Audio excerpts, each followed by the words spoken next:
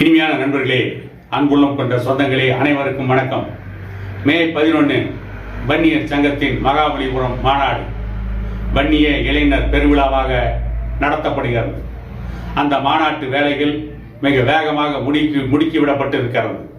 பாட்டாளி மக்கள் கட்சியின் நிறுவனர் டாக்டர் ஐயா அவர்களும் பாட்டாளி மக்கள் கட்சியின் தலைவர் அன்புமணி ராமதாஸ் அவர்களும் களத்திலே தன்னுடைய கட்சி சார்ந்தவர்களை முடுக்கிவிட்டு அந்த மாநாட்டில் மிகப்பெரிய கூட்டத்தை திரட்டி, இதற்கு முன்பு பாட்டாளி மக்கள் கட்சி நடத்திய தமிழக வாழ்வுரிமை மாநாடு, அதாவது தமிழர் வாழ்வுரிமை மாநாடு நடத்தப்பட்டு அது மிகப்பெரிய பேசு பொருளானது. இந்திய துணைக்கண்டமெங்கும் அந்த தமிழர் வாழ்வுரிமை மாநாட்டை பற்றி மிகப்பெரிய அளவில் பேசினார்கள். அதை மிஞ்சுகின்ற அளவில் இந்த வன்னிய இளைஞர் பெருவிழா மகாபலிபுரத்திலே நடைபெறுகின்ற இந்த வன்னிய இளைஞர் பெருவிழா நடத்தப்பட வேண்டும் என்று கங்கணம் கட்டிக்கொண்டு பாட்டாளி மக்கள் கட்சி செயல்பட்டுக் கொண்டிருக்கிறது. பாட்டாளி மக்கள் கட்சி இந்த மாநாட்டை வெற்றியடைய எப்படிப்பட்ட வியூகங்களை வகுத்துக் கொண்டிருக்கிறது.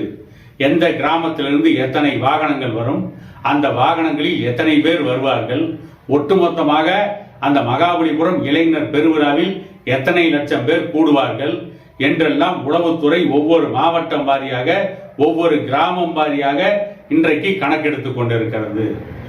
இப்படி கணக்கெடுத்து என்ன நடக்கும், அந்த மாநாட்டிற்கு எவ்வளவு கூட்டம் வரும், அந்த மாநாடு எவ்வளவு சிறப்பாக பேசப்படும் என்பதை பற்றி எல்லாம் உளவுத்துறை தமிழக முதலமைச்சருக்கு தகவல் கொடுக்க இருக்கிறது. கிட்டத்தட்ட இன்னும் ஒரு வாரங்களில் உளவுத்துறையுடைய அந்த வேலை முடிந்துவிடும்.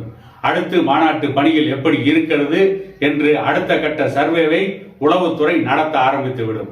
நான் என்ன கேட்கிறேன், தமிழ்நாட்டில் ஜாதிவாரி கணக்கெடுப்பு நடத்த திமுக அரசுக்கு தெம்பில்லை, திராணி இல்லை. தமிழ்நாட்டில் நினைத்தால் ஜாதிவாரி கணக்கெடுப்புக்கான புள்ளி விவரங்களை உடனடியாக தயாரிக்கலாம்.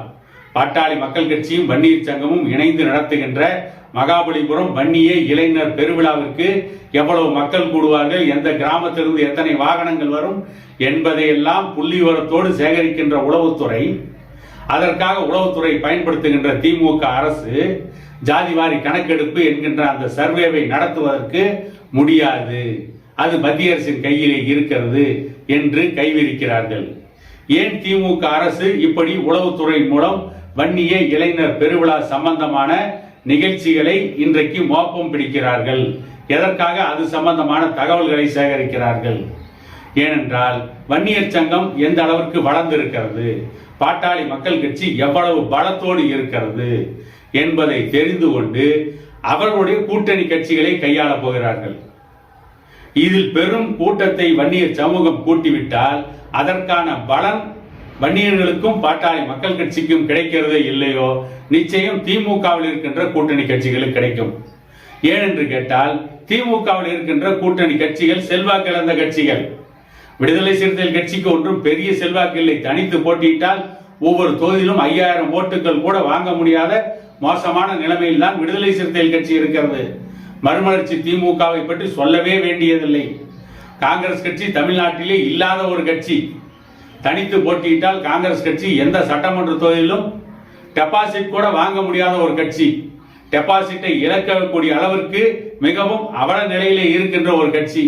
இவர்களை எல்லாம் வைத்துக் கொண்டு ஒரு கூட்டணி என்று சொல்லிக்கொண்டு அவர்களுக்கும் கூட்டணியிலே பங்களிப்பை கொடுத்து நாம் இவர்களை தோளிலே சுமக்க வேண்டுமா என்று திமுக அரசு சிந்திப்பதாக ஒரு செய்தி வருகிறது.